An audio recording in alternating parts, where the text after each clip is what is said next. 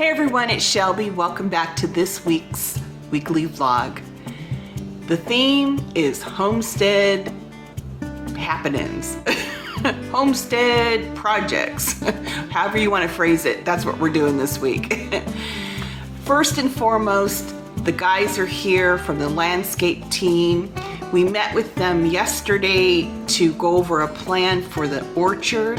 Yes, I said orchard. I'm excited. This year we're going to plant 49 trees, and then hopefully next year we can add about half that number. I just met with our landscape company that has been helping us with some projects we're doing, and this is the design for the orchard. It's in 2 phases. This is the phase that we're working on this year, and then next year we'll add 4 more rows.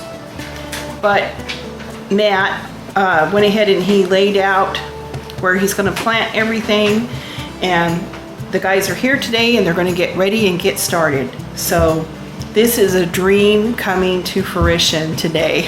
Our landscape team is here bright and early. We're going to do today apples, plums, peaches, pears, cherries, black currants, and blueberries. The guys are out there and they're measuring out the distances for the trees and marking them on the grass. It's busy here today. Our orchard is getting started as far as planting. They're just marking out where they're going to dig the holes for the trees.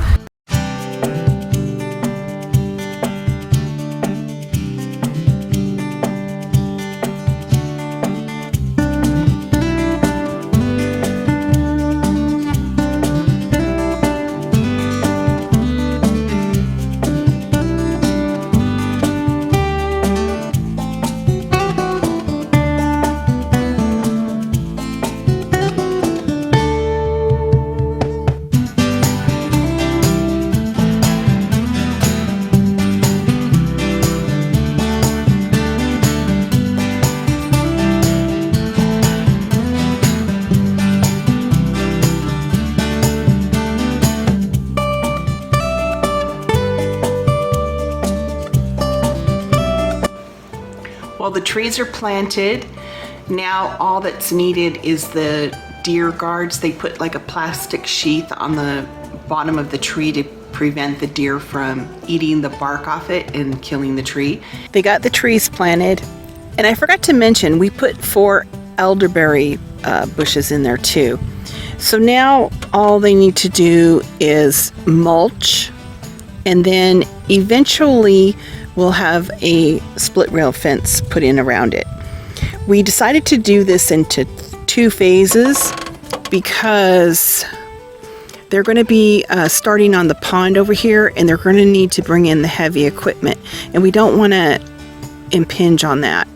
So we want to get the pond in first, and then next year we'll finish putting in the 4 rows of trees there and get everything fenced.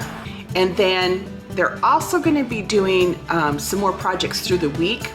One of them, do you guys remember the industrial driveway that we have on the other part of the property over there? Well, we're going to be planting some arbiters around the arc and down the highway to give the property some privacy. And then on one of the slopes, we're going to plant hydrangeas, like 15 hydrangeas, and I'm excited. I love hydrangeas.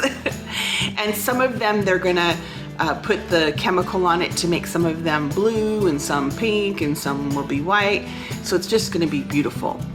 And then on the other slope, because it's so steep and we don't want to weed whack it or anything, they're going to put forsythia on there. And forsythia is very invasive, and so the idea is that it'll take that slope over and we won't have to do much except for edging it. So those trees are going to be planted by that driveway over there. We went and got these trees today. There's 15 of them. They're planting these arbiters as a secondary screening We do have the trees down there, but they're slow growing. So this will just be like a hedge around this drive here. And then they're going to put another, I think 8 of them down there by where the truck is. I see the hydrangeas. Let's go look at those. Let's go at the hydrangeas, yeah. So we got a bunch. These are all different kinds, but they all do good in the sun. I know the peach trees are all flowering. Oh, wow. They grow roughly 5 feet tall, roughly 5 feet wide. So these are going to replace The Pachysandria. the Pachysandria, because that, beautiful. Yeah, we're going to really, like, space them across the ridge today. If we have to pick up 1 or 2 more, I'll pick them up tomorrow. Okay. But I'm Sounds hoping awesome. There's 15 of them here. This is what the hydrangea looks like. They're putting some decorative stone in later today. In addition, Ken is going to get some number 1 and number 2 gravel. I know this because I overheard his conversation with the gravel company. Anyway, they're going to deliver 3 loads, dump truck loads of that today, and then they'll take the skid steer and they'll, spread it out so that the driveway is going to be covered with the stone. And that'll be really nice because we get heavy deliveries delivered, wood, different things like that. They'll probably bring like the little fish for the pond, and so it's really handy to have that service road maintained. So that whole area is kind of getting a facelift. I can't wait to see that.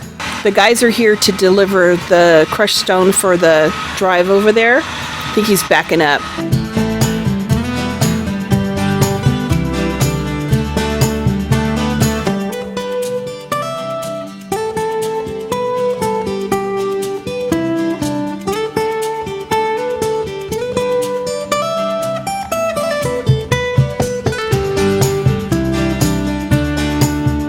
They had to stop last night with the gravel. They're going to tap it down today, and the drive goes pretty far down there. So this is going to be really great for bringing in heavy loads of equipment.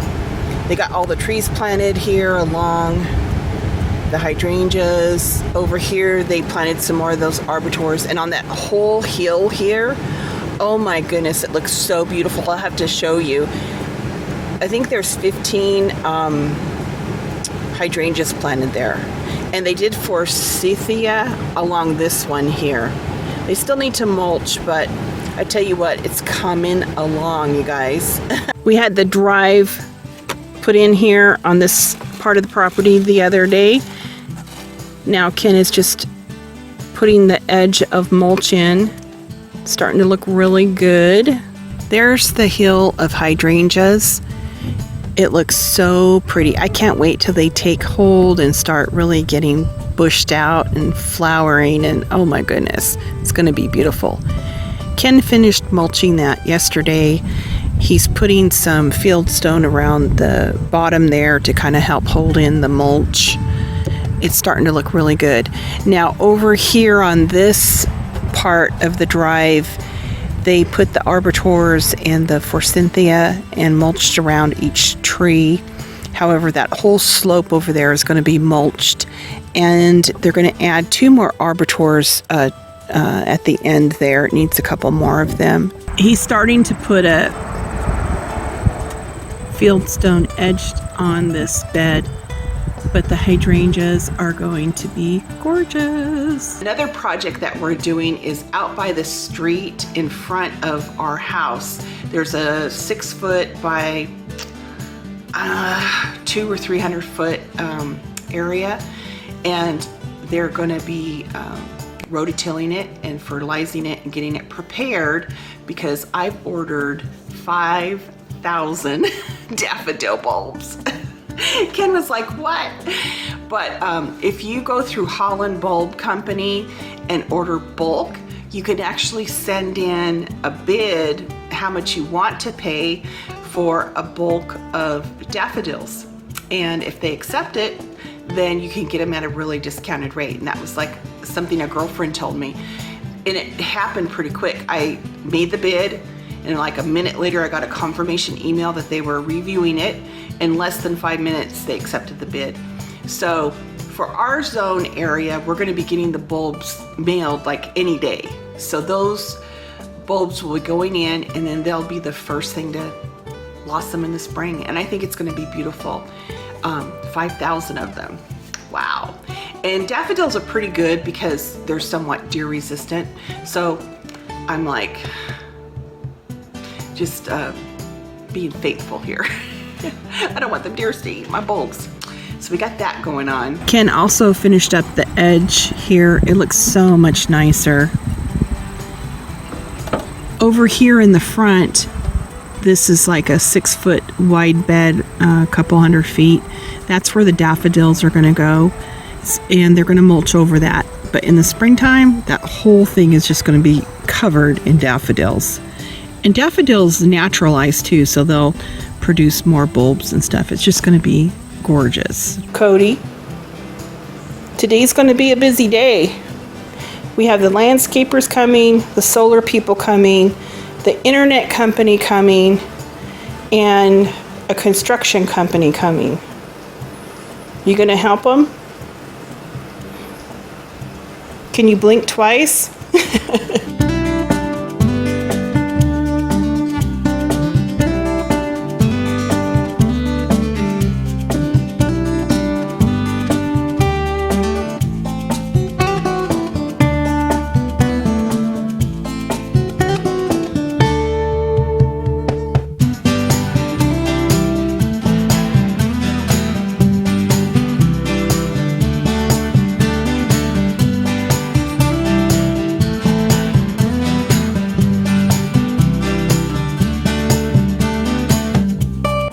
I was going to brag and tell you guys I got the lawn in the front mowed. I just took a shower. Ken's coming back from Utica with the boys, and he just called and told me that the cable guy's coming.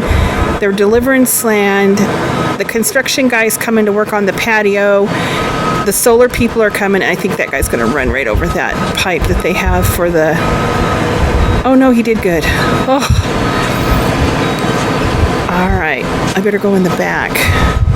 Anyway, today's going to be a busy day because I think we also have the landscaping team coming. It's crazy here. Like, my house is always like busy and, you know, lively, but today's going to be a day. I can already tell. A friend of ours owns a construction company, and he has a little bit too much equipment.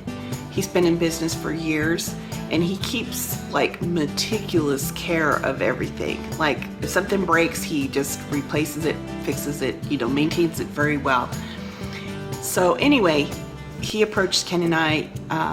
He had a dump truck, scissor lift, and wood chipper, commercial wood chipper that he wanted to sell. So we ended up buying them. And this morning, I wish I had my camera, because Ken had gotten up early to let Cody out to go potty, and apparently he decided he was going to try the scissor lift. It's like a platform that goes up 30 feet.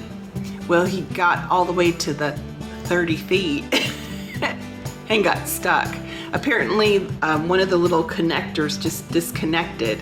It like pulled or something and just came out of the socket. Something like 1 in a million chances it could happen. Anyway, when I got up, I looked out the window and I thought, why is he up there on that thing? What is he doing? So I went and I got my cup of tea, and I'm sitting in my rocking chair and I'm watching him, and I'm thinking, what is that man doing?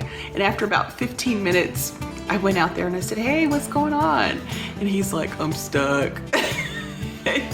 I'm like, how long you been up there? He said, like an hour. I'm like, are you gonna take me on a cruise next year and have fun? Yeah. And I wish I would have, like, I don't know, like went for something big, like really big, you know. I don't know what though, because I'm like all into like dirt and trees and gardens. But anyway, it was pretty funny. And I figured it out. I saw that wire was disconnected. It's like a little clip, and I just clipped it in, and then he was able to push the button, and he came down. But it was pretty funny to see him up there. So anyway, he got this new equipment. He got the scissor lift and the wood chipper delivered, and then Mark will probably bring the dump truck Monday or Tuesday. So pretty excited about that. The dump truck is actually gonna pay for itself, for sure. Because just putting in the driveway, I can't even tell you how many loads of gravel we're gonna need. And they charge $100 per delivery plus the cost of the material. So if we get 40 loads of gravel, that's $4,000. You know, it's quite a chunk of money.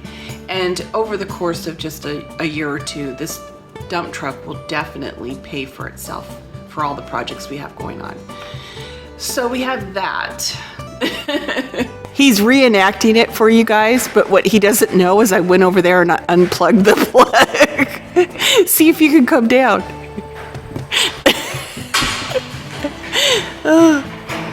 Oh, darn it. Yeah, I unplugged it. What are you gonna do now? I don't know. Get me down. You're stuck. See, now is my chance. I failed my first go around to think of something good. Like, what do I want? I don't know, though. I can't think of it that I want. I wish I could. Oh, yeah. Yeah, cruise.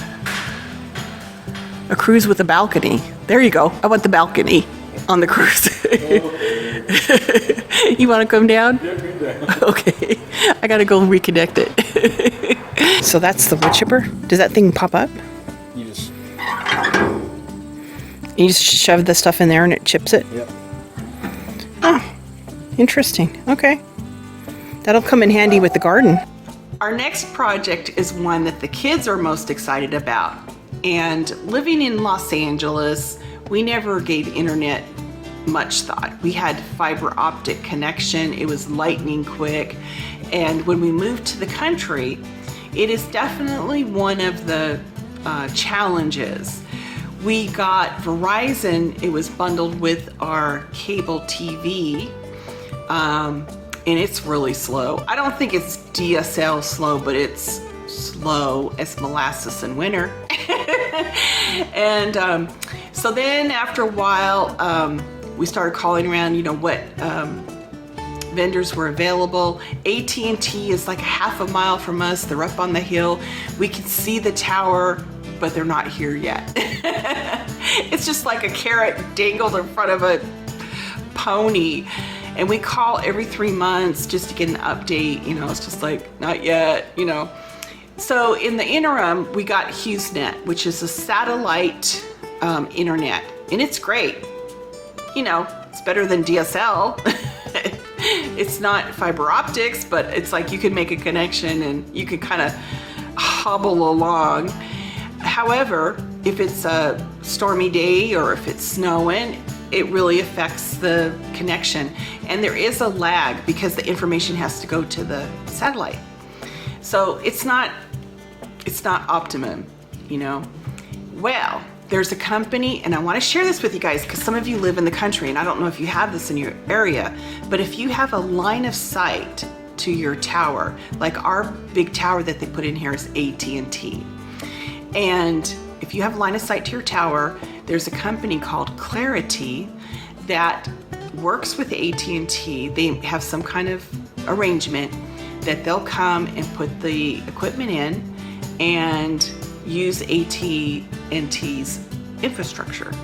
So I don't care who I send the check to, Clarity or AT&T, as long as the connection is fast. And it's about 20 times faster than what we had with the HughesNet. So the kids are just like anticipating today's installation. So I wanted to throw that out there because I know like Heather from Needy Homesteader, she was having issues with internet. Clarity is something you might want to look into. Anyway, that's happening today. So the guys are going to be happy. We are getting new internet connection for our kids. We have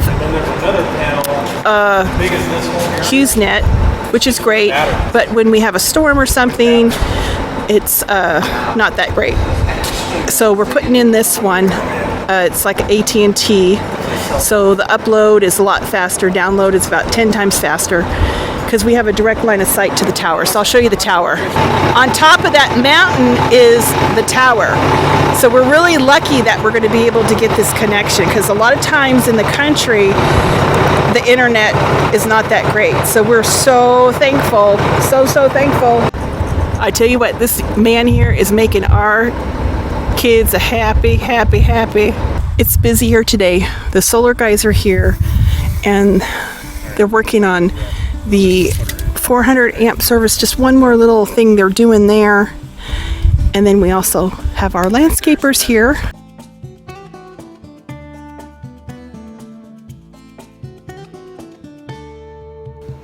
The solar guys are here. They're trying to finish up 2 projects with this solar installation. The first one is the 400 amp upgrade. Now, I thought this was just going to be like a really easy thing, but it's been pretty complex because it goes through so many different levels at the electric company and the building code. It's a 400 amp residential service is pretty unusual, and it has to go to the engineers, and then they kick it back down to the project manager at the electric company, and then they have 10 days to do the next step, and it's just very time consuming. So they're working on the final couple little things that they need to do on our end here to get that 400 amp service scheduled for the reconnect, because we're making the 400 amp panel in the garage the main panel for the house.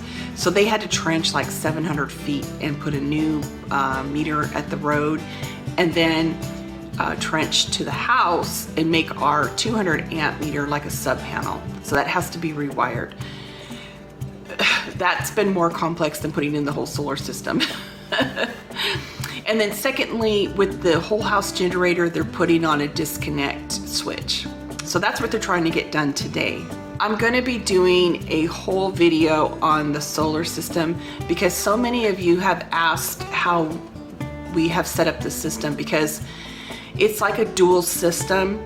We have the net metering with the electric company, but we also have a whole house generator and batteries. And how we set up our system was to use the batteries at night, like if we're pulling power or in a grid down situation. We picked, there's 2 batteries, Sonnen and Outback, that will allow the panels to keep working in a grid down situation and putting power into your batteries, and also be able to have a generator kick on when the batteries get low, top off the batteries, and then turn off so that the generator doesn't run continually. So that's kind of like the the gist of our system. So it's a little complex. It's not just a straightforward solar installation. This is our 4th house. We've learned along the way exactly what we wanted, and this is the system. We're backing up, I think it's 28 kilowatts with the batteries. So, and then having the potential to either have the generator kick on or have the panels generate more energy is wonderful. And the whole system, as far as the panels go, is 25 kilowatts. Anyway, when they're done, which should be like really soon, as soon as this electric company can get this connect scheduled and completed, it should only take a day, then we can get the final inspection going. So it should be pretty soon, crossing my fingers. I'll do a whole video on it because I know a lot of you are really interested in the solar. And see, with the net metering, you can, whatever you use as far as electricity will be free, and then anything you overproduce, they will buy back and actually give you a check. So it can be a money-making venture. All right.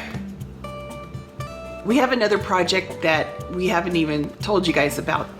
It's we're having a wood broiler put in. I think we mentioned that.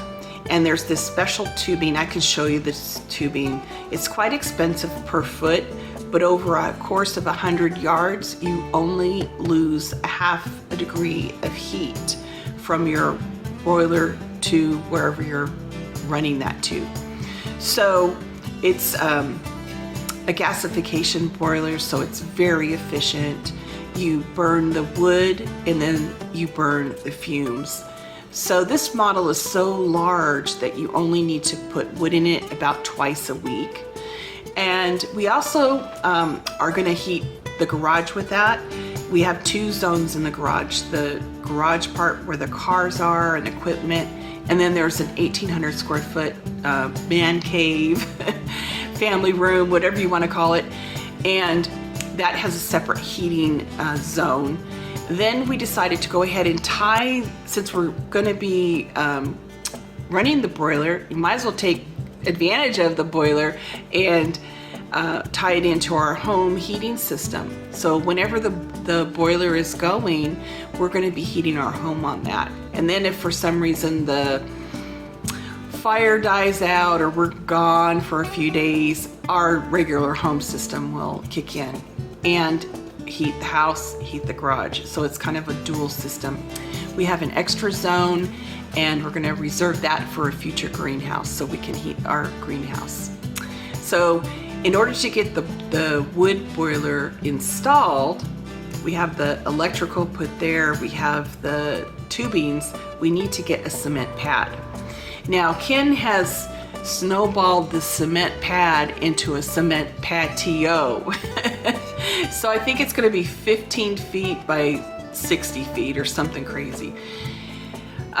So we have the guys coming in. They're delivering 11 loads of sand to start with, and we have our construction guys here on the skid steer, and they're grading that area, packing down the sand, getting it ready. And I think that we're probably going to end up double that amount of sand, probably over 20 loads of material delivered. So they're here today and they're working on that. I'm telling you, it's crazy here. So Shelby asked me to tell you guys about the piping system for the wood boiler. It's called Dual PEX Flex, and you can see here where it has the wood boiler, and then you bury this line underground, and the line is super insulated. You can see here it's got 2 pipes, one for the hot and one for the return. And the thing about this piping is that it's guaranteed to only lose 1 degree per 100 feet run underground. So after 100 feet, it's only going to lose, or guaranteed only to lose a degree or less. Anyway, it's huge piping. So we had that put in, and I'll take you out and show you that. But you can see how big it is. That's a guy rolling it down that driveway. So that pipe is buried all the way. You can see where we had it dug up, the trench. And the trench is 4 feet deep, but it goes all the way from the house, all the way back behind the garage. So here's where the pipe stubs up out of the ground, and this is where the wood boiler will sit, right here. So in this area next to the garage, and where the there's another one comes up right here for the domestic water that's going to be inside the garage. So it's going to go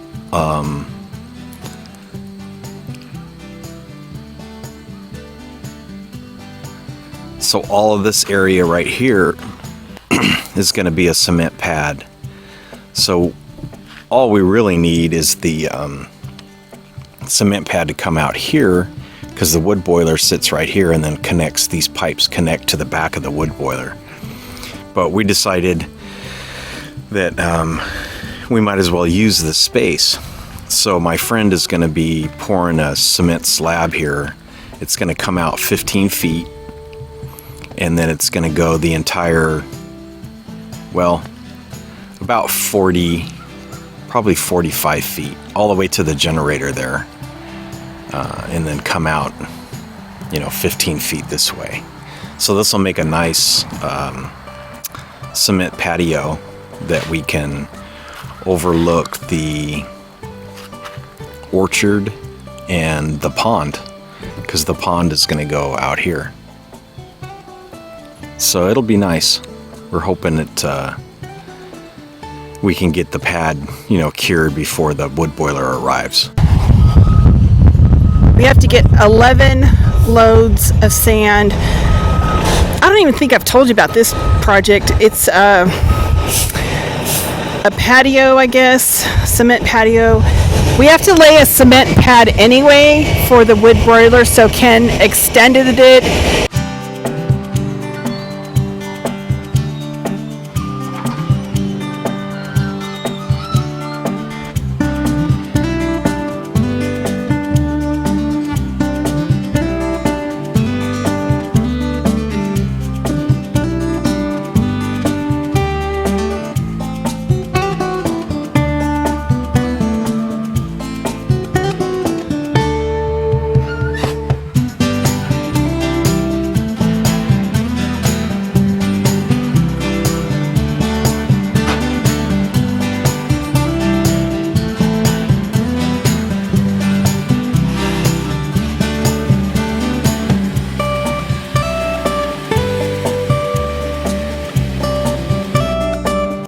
We're still working on our garden, our Back to Eden garden.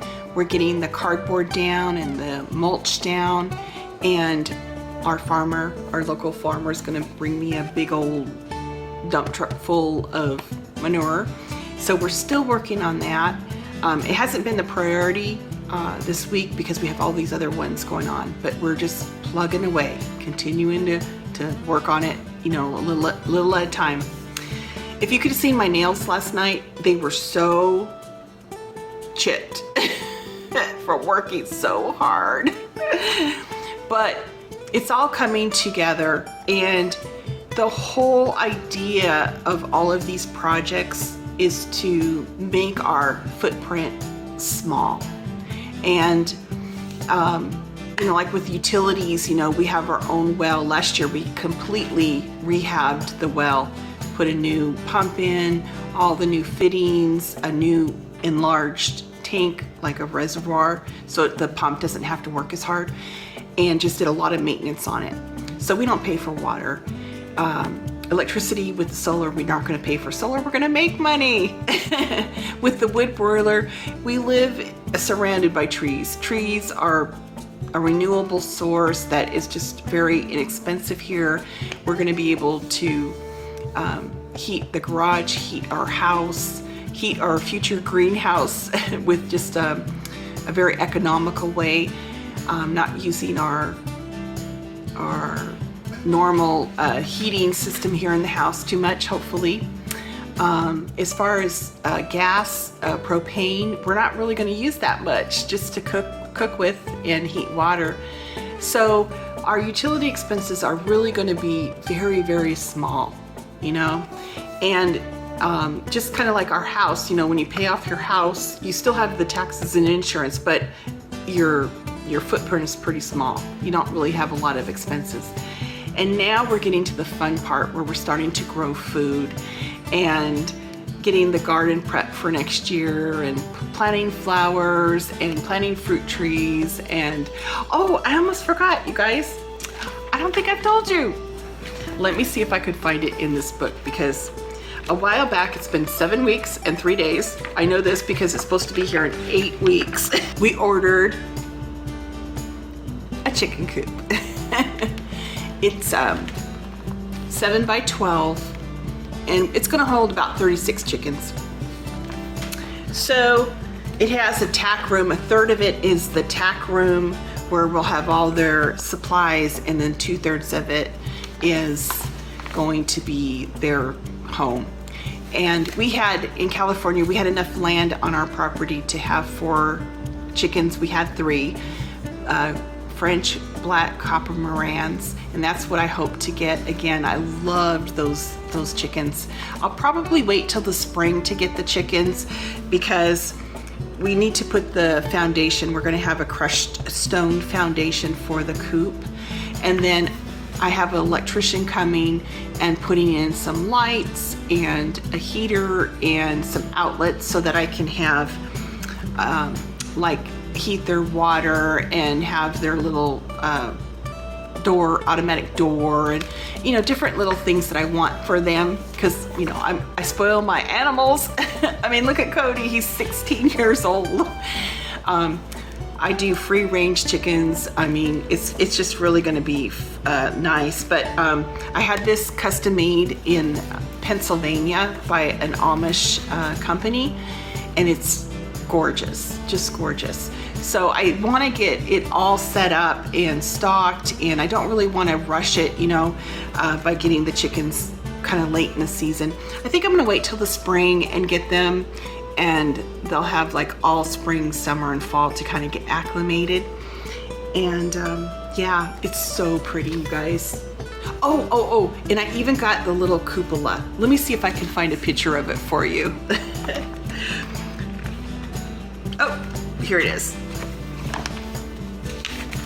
It's gonna be this one. It has the copper top, and it's gonna be stained the same color. It's a really dark stain, and we picked the little copper rooster to go on top of it.